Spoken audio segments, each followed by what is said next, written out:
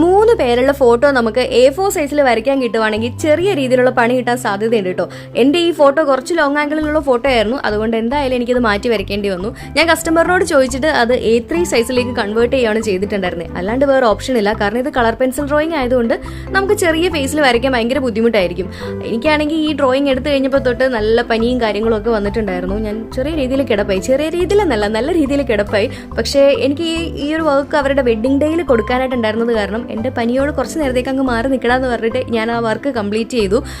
നല്ല രീതിയിൽ ഉറക്കം നിൽക്കേണ്ടി വന്നു കേട്ടോ, കാരണം ടൈം നമുക്ക് വളരെ കുറവായിരുന്നു. ഓൾറെഡി നമ്മളൊരു ഫസ്റ്റിലത്തെ ഫേസ് നമുക്ക് റെഡി ആവാതിരുന്ന കാരണം അപ്പോൾ തന്നെ ഒരു ഡേ എനിക്ക് കംപ്ലീറ്റ് പോയിട്ടുണ്ടായിരുന്നു.